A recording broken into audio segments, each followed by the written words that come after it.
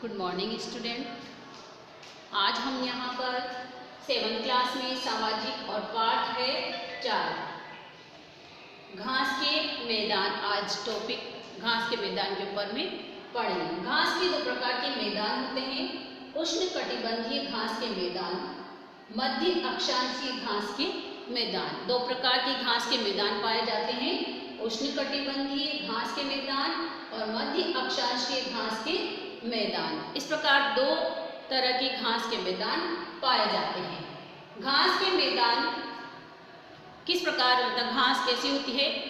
एक घास के मैदान चपटे तथा कम ढाल वाले ढके बृहद क्षेत्र में है। बृहद यानी बहुत सारे, बहुत बड़े क्षेत्र में फैले हुए हैं। घास के जो मैदान होते हैं चपटे और कम ढाल वाले ढके हुए इस प्रकार बहुत बड़े क्षेत्र में फैले होते हैं, जहाँ प्राय वृक्ष एवं झाड़ियाँ होती है। प्राय वहाँ पर क्या होती है? वृक्ष एवं झाड़ियाँ होती है। ये घास के जो मैदान होते हैं, एक तो शुष्क में वर्षा विहीन यानी जहाँ पर कम वर्षा होती है वहाँ पर, मरुस्थलीय क्षेत्रों में और इस प्रकार संघन नम क्षेत्रों में पाए जाते हैं। यहाँ जहाँ ज़्यादा नम क्षेत्र होता है वहाँ पर भी घास के मैदान पाए जाते हैं। तो घास के जो मैदान होते हैं या तो शुष्क क्षेत्रों में उगते हैं या वर्षा विहीन क्षेत्रों में होते हैं या मरुस्थलीय तथा संघन नम क्षेत्रों में पाए जाते हैं। इस प्रकार घास के मैदान पाए जाते हैं और चपटे ढके व ढाल वाले क्षेत्रों में, बहुत बड़े क्षेत्र में इस प्रकार घास के मैदान पाए जाते हैं। अब घास के मैदान इन क्षेत्रों में निश्चित नम व शुष्क जो वस्तुएं होती है, यहाँ घास की गति से बढ़ती है। जहाँ क्या होती है? घास तेजी से बढ़ती है। इन क्षेत्रों में जहाँ निश्चित नम और शुष्क ऋतुएं होती है, शुष्क ऋतुएं होती हैं, वहाँ पर क्या होती है? शुष्क ऋतुओं वाले क्षेत्रों में घास बड़ी तेजी से और गति से बढ़ती है। इस प्रकार नमी वाला, जहाँ नमी वाला क्षेत्र रहेगा वहाँ क्या होगा? घास तेजी से बढ़ती है। अब घास के 2 प्रकार दिए गए हैं। घास के 2 प्रकार देखेंगे। सबसे पहले उष्णकटिबंधीय घास के मैदान। उष्णकटिबंधीय घास के मैदान, ये उष्णकटिबंधीय, देखो नाम से ही जहाँ पर उष्णकटिबंधीय क्षेत्र होता है वहाँ इस प्रकार की घास के मैदान पाए जाते हैं।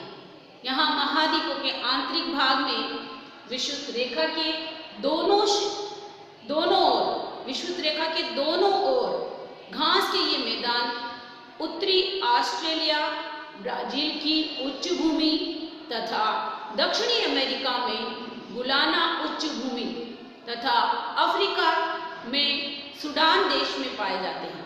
अफ्रीका में सूडान देश में पाए जाते हैं। इन क्षेत्रों में नम एवं शुष्क जो वस्तुओं में अत्यधिक तापमान, क्या होता है? नम और शुष्क वस्तुओं में अत्यधिक तापमान तथा 40 से 80 सेंटीमीटर जहाँ वर्षा होती है वहाँ गर्म और नम ऋतु में घास की गति तेज हो जाती है। जहाँ पर 40 से 80 सेंटीमीटर वर्षा होती है वहाँ पर गर्म नम ऋतु में घास तीव्र गति से बढ़ती है, तेजी से बढ़ती है। जहाँ पर गर्म और इस प्रकार का नम ऋतु क्षेत्र होता है वहाँ घास तेजी से बढ़ती है, क्योंकि क्या दिया है? उष्णकटिबंधीय घास का मैदान है। तो यहाँ पर इस प्रकार उष्ण क्षेत्र में घास के मैदान पाए जाते हैं और इस प्रकार इसमें जो है घास तीव्र गति से बढ़ती है। लेकिन शुष्क ऋतु में मुरझा भी जाती है। जैसे ज़्यादा तेज गर्मी हो जाती है तो क्या होगी?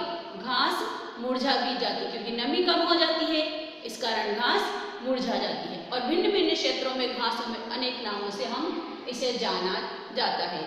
और इस प्रकार जो ये लंबी घास है जो उग जाती है पशुओं के लिए उत्तम आहार के रूप में भी काम आती है। जो घास है कई क्षेत्रों में लंबी लंबी घासें उग जाती है तो पशु के लिए अति उत्तम आहार के रूप में भी पाई जाती है। अब इन घासों के नाम हैं, जैसे अफ्रीका में सवाना, ब्राजील की उच्च भूमि में पंपास के नाम से जाना जाता है। अफ्रीका में सवाना के नाम से और ब्राजील की उच्च भूमि में पंपास के नाम से। मध्य जो वेनेजुएला है वहाँ उलानोज के नाम से इसे जाना जाता है। तो अलग अलग यहाँ पर अलग अलग क्षेत्रों में अलग अलग तरह के नामों से इस घास को जाना जाता है। अब आता है दूसरा, मध्य अक्षांशीय घास के मैदान।